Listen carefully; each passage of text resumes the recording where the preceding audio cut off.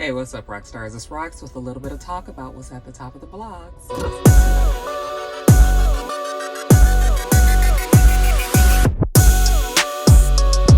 All right, you guys, I only got an hour, so I can't be fucking around with you guys too long today. First story up, you guys. Our prayers up for the victims of the tornado that ripped through the Midwest and down through the South on like around the 10th and the 11th, so Friday and Saturday of last week. It was unusually warm here. Like this time of the year, it's not really super cold, but it's definitely not in the 70s. And on Friday, even here in Atlanta, it was like super humid, super warm, like 69, 70 degrees. And windy, and I assumed that we were getting like the edges, like the very, very edges of the storm. That usually is what happens here. Like Atlanta, for the most part, escapes all those deadly tornadoes, but there are many others that weren't as lucky. And pretty much Kentucky and Illinois had severe damage. Originally, they thought maybe over 100 people were dead. I believe they are still looking for victims. Kentucky definitely was the hardest hit with 74 people confirmed dead. Still many people missing. Yeah, it's just devastating when you look on the news. I mean, we've seen this plenty of times, but we don't usually see it this time of the year. You know, so this is like proof, again, that global warming is messing up all our weather systems, and people are facing, you know, all of these catastrophic weather events at times that we usually don't have these kind of issues. In Kentucky, it was horribly hit. There was a candle factory that we saw that was hit pretty bad. They were able to get out 40 of the workers. They said that there were 10 that were still missing. This was as of a few days ago. They may have found those bodies, but they didn't expect anybody else to have survived. There were a nursing home, in Missouri, actually, a nursing home that was toppled and destroyed, and also in Illinois, an Amazon factory. I believe they said 6 people died there. I mean, we have had a lot of people die, and like I said, still many bodies that are missing. When you look on the news, though, I mean, whole communities just demolished.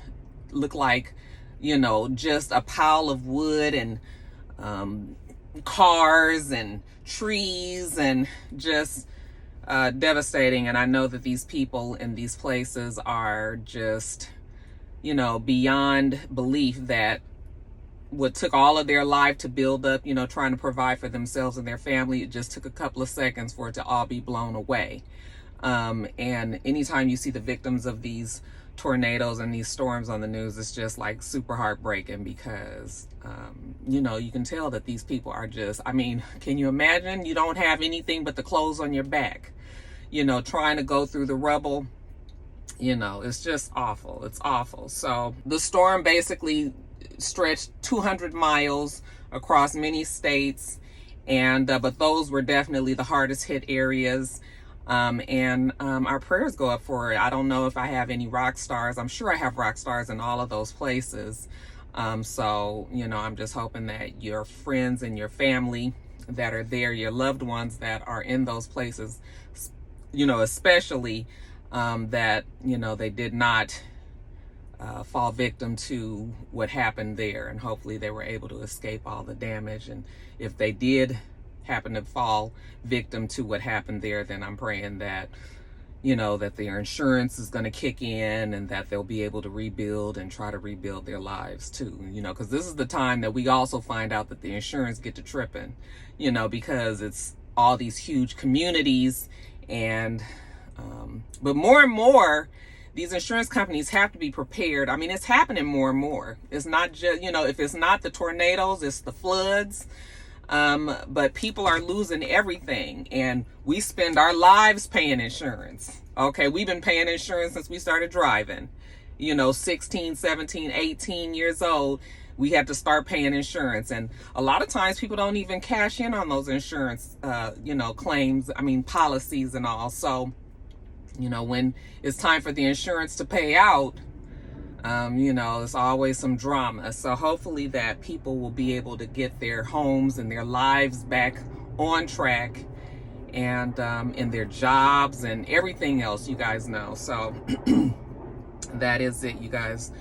Hopefully they'll escape any more, you know, strange weather systems, and hopefully they can, you know, ride out the rest of this year peacefully. So prayers up for everybody there.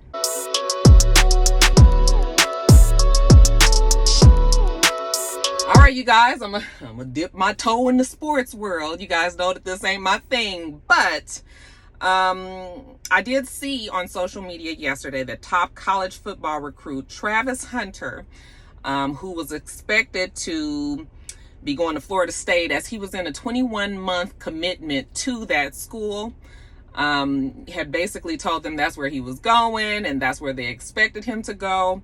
I guess behind the scenes, Deion Sanders, who is the coach at Jackson State in Mississippi, they were also trying to recruit him, as well as many other people.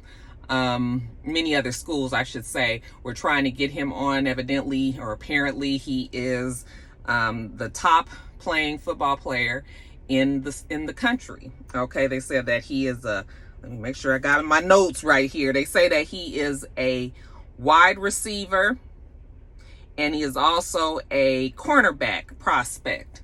Okay, so he plays both defense and offense, right? And they say that wherever he lands, you know, wherever he was expected to land, that he was going to be a benefit to that team. Okay, so yesterday, I guess, was signing day. And you guys know how all the high schools, the athletes will say where they're going. I'm not sure. Maybe it wasn't signing day. I'm not quite sure. But anyway, Travis Hunter did, after he kind of hemmed and hawed, you know, put on the hat of the Florida Gators, and then took it off, and then opened up his jacket and had the JSU sweatshirt, and somebody threw him a Jackson hat. And yes, that's where he committed, and that's where he will be going. And you guys, just a huge step forward for HBCUs. That you guys know there has been a huge push to try to get our top athletes to these, I mean, I'm just going to go on and say it, like underprivileged schools, you know, historically privileged, of course, but financially underprivileged. And you guys all know that these sports programs is basically what funds these huge schools. You know, the better that your football and basketball team in some cases are, you know, the better your school does, because everybody loves football and basketball. And so the reason why these HBCUs were struggling is because the black athletes from high school would all commit to these huge, you know, schools where they could kind of be guaranteed, you know, it was like a pipeline to the NFL. And the HBCUs, of course, because they couldn't compete, you know, they already don't have the money. We already know about the dorm situation. The graduation rate might be low. I mean, there's all these issues that the HBCUs face. And so none of these athletes were really, you know, none of them really wanted to go to the HBCUs, you know. And so year after year, we were seeing the HBCUs just decline because they can't compete. Well, the last couple of years, there have been some, you know, higher ups in the black NFL world who have really tried to make a change in that. And Deion Sanders is at the helm there. It seems you guys, when we found out that he is going to be the coach at Jackson State, I followed him for a little while. I had to stop following because he posts too much. Y'all listen, people that post a lot, even some of y'all that I love to death, y'all be posting so much. I be like, why I got to be looking at you all day, you know? So yeah, I had to go on and let Deion Sanders go, but I still was very impressed with the work that he was doing there at Jackson State. He has completely turned that school around. I mean, the pride. First of all, you've got this NFL legend, okay? You've got Deion Sanders. He's a Hall of Famer, right?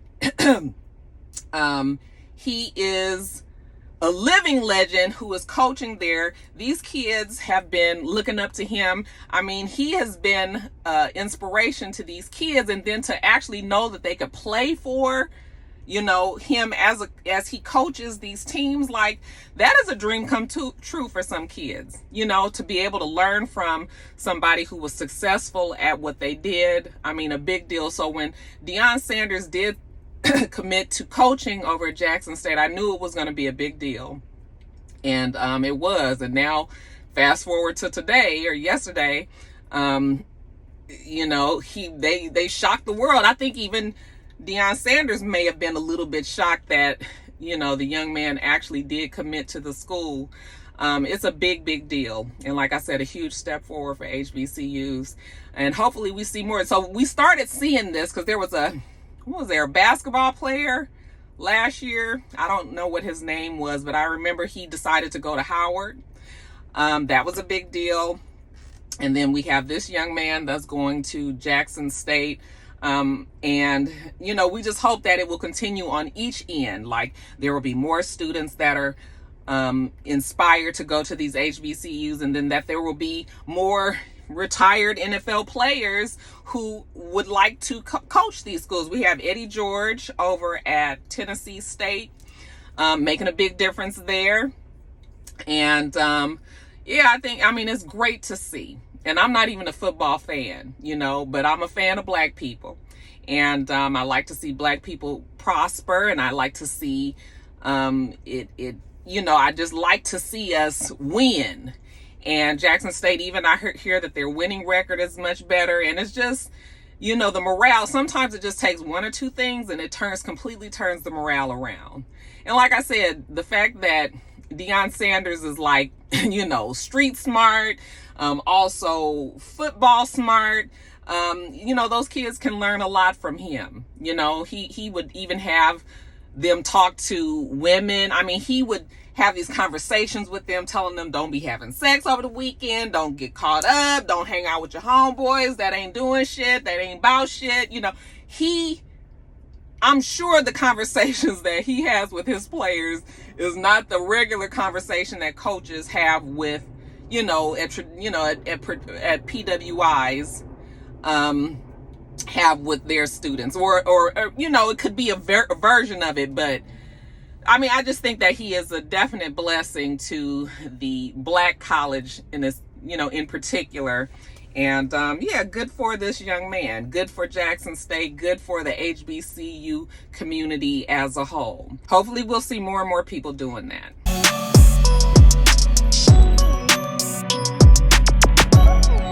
All right, you guys, just a real quick, you know, because this is sort of like a follow-up, because we were talking about New Edition when they performed at the AMAs. Was it the AMAs? When they had the battle of the boy bands. Now, you guys, well, I told you guys then that they were going to be on tour, and they also got a residency in Las Vegas. Well, they finally released the tour dates. And now that the tour dates is out, now I'm really 100% like, yes! Okay, and you guys, it's a full U.S. tour. They will be here in Atlanta in February. You best believe that Roxanne and Mr. will be there. We also have Charlie, hi, how you doing, Wilson, performing, as well as Jodeci, you guys. And from what I understand, it's going to be all 4 members of Jodeci. Okay, I was just like, it's going to be a good ass time, you guys. It's going to be a good ass time. Of course, I love New Edition. Jodeci, I was a huge fan of Jodeci back in the day.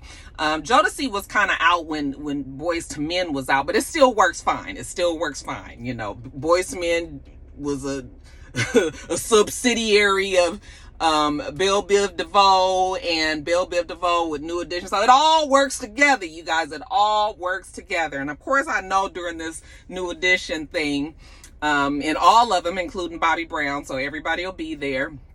But this New Edition thing, you know, we always gonna get the Bell Biv DeVoe breakout, and we're gonna get the Ralph Tresvant breakout, and we're gonna get Bobby to, you know, go get Bobby to work out and be ready and have his breathing together, so we can have the Bobby Brown breakout too. I mean, that's really 4 more concerts in one. You got New Edition, Bobby Brown, Ralph Tresvant, and Blvd. Okay. And Johnny Gill. How can I forget? Okay, that's 5 fucking concerts.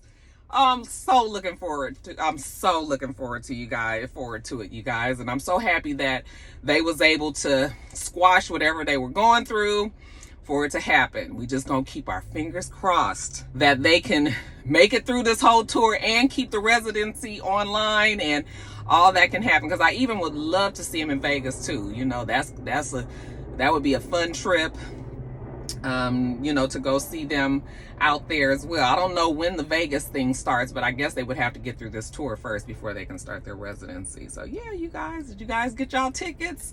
Y'all make sure that you guys log on in and get them tickets, because they're gonna be going fast. You know, it's a good lineup. I'm looking forward to it, you guys. Looking forward to Jodeci. It's good to see that the 4 of them are back together. You guys know that they were having some issues. You know, Casey has his addiction issues, and JoJo has his addiction issues, and we had Devontae that was, you know, we had caught him out, and it seemed like something wasn't all the way right there.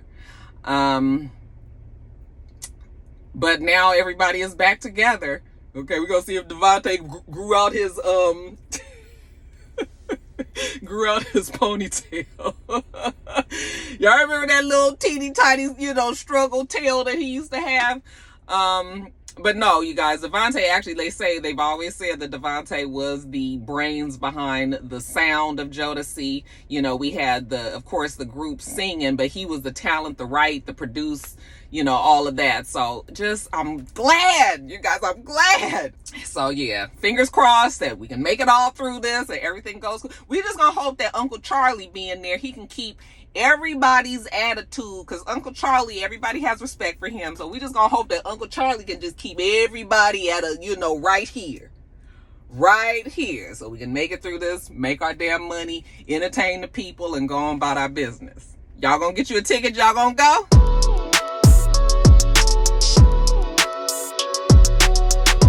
Hitman&Cynnamin.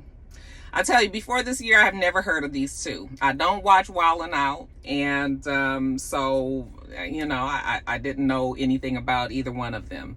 I guess he is on the show, not her, but she is the girlfriend of Hitman&Holla. I told you guys about them earlier this year, or just a couple of months ago. Remember the story when I was telling you that somebody broke into the house, the girlfriend was home by herself, and he was out of town, and she FaceTimed him, and the people were like in the house, and you know, he told her to get into the closet, and she got the gun, and he, you know, then they came and opened the damn closet, and she had to just shoot for her life. She ended up getting shot in the face, I believe, but she survived.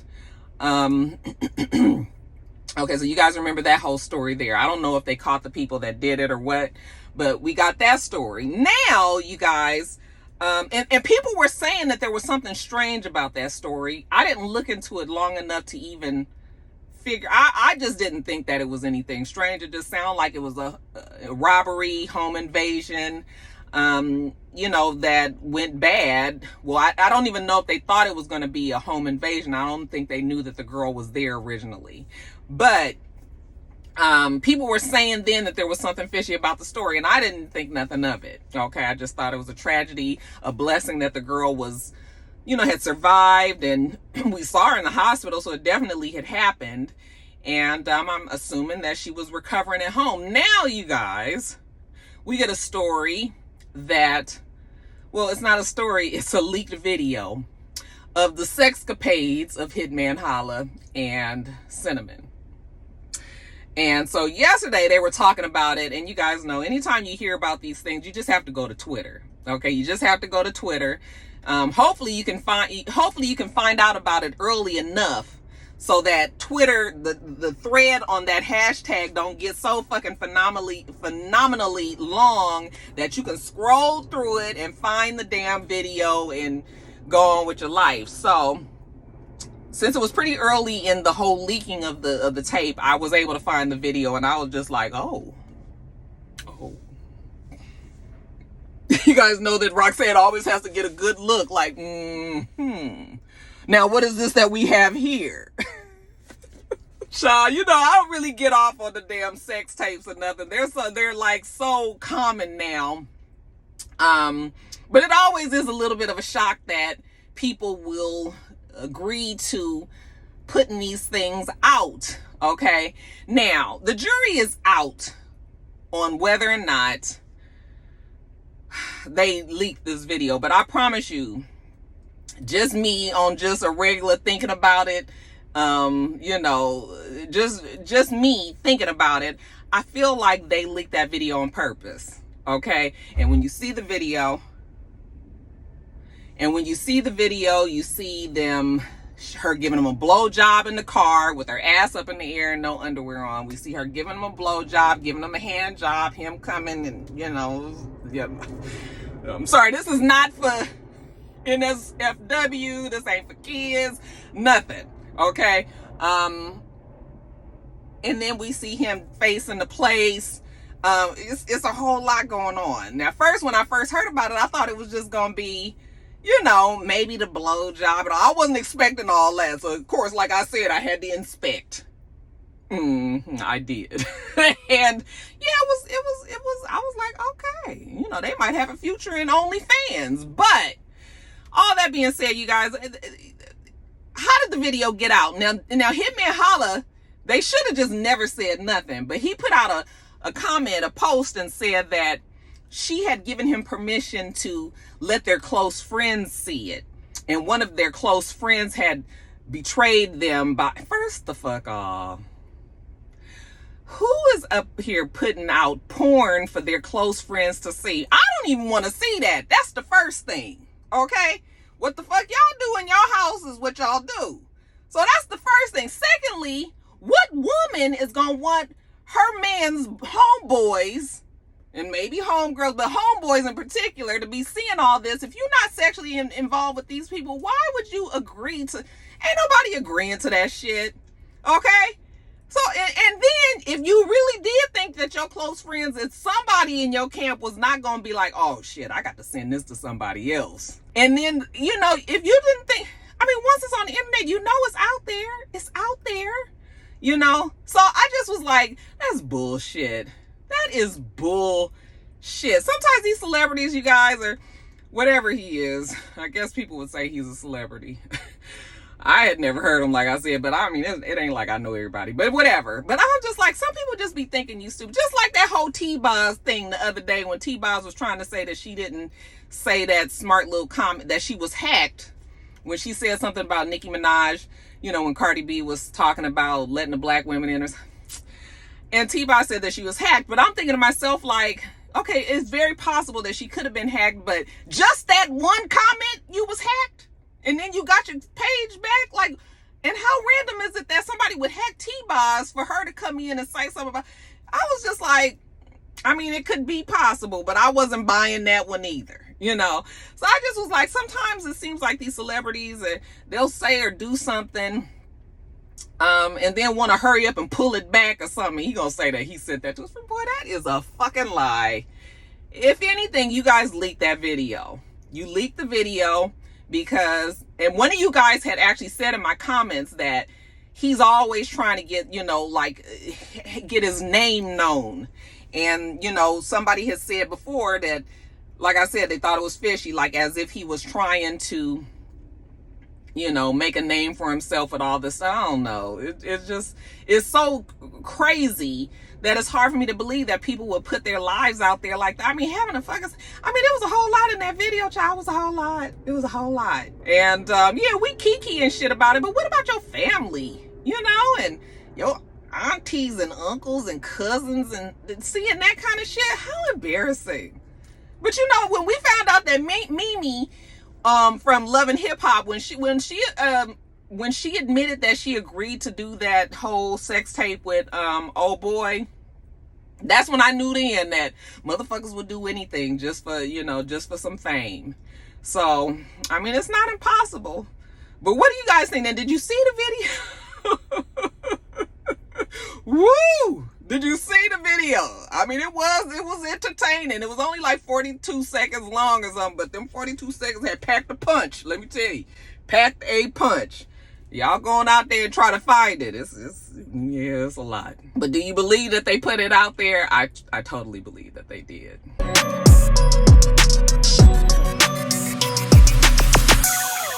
All right, you guys, congratulations are in order for Kimberly Kardashian. They say the 4th time is a charm, as she has finally passed California's baby bar law exam. So they're saying that this brings her one step closer to actually becoming a practicing attorney in California. Now, we know that she's doing this the non-traditional way. There's different routes, I guess, to you becoming an attorney in California. And so she's doing it, like I said, the non-traditional way. But yeah, she applied herself, okay? And each time she took the test and failed, you know what, she got back up and went at it again. Now on this 4th try, she was able to do it. So apparently when you're going the route that she's going, you have to take 2 different law exams. And she passed this first one. They say that the first one is actually the hardest one to pass. And then the second one, you know, she shouldn't have as many issues as she had. But good for Kim K. You know, you say a lot about her, but she's trying to do what she has set her mind out to do. She wants to be an attorney. She wants to follow in the footsteps of her father.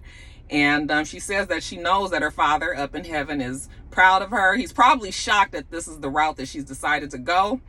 But she knows that he's proud of her. And she put in a post when she passed that she's proud of the woman that she looks at in the mirror. You know, the woman that looks back at her, she's proud of her. And good for her, just good for her. She said that she thanked Van Jones for talking her into doing this. You guys know there was a rumor that her and Van Jones was messing around for a minute, but I guess they're not seeing each other. She's still with Mr. Peter, whatever his name, Pete Davidson. No, is that his name? I still can't figure out why he pulls all these women. I mean, that DICK game must be off the hook. You always get the beautiful women, but anyway, she thanks him.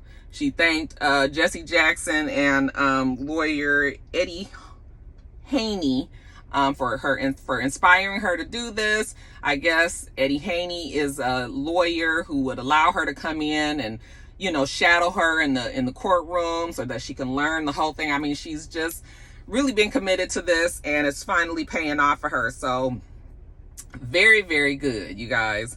She's serious about it. She's serious about it. Kim Kardashian just got a lot going on. I mean, you say what you want about Kim K, but she's trying to make some differences, and that's more than we can say for a lot of other people. So, yeah, congratulations to her.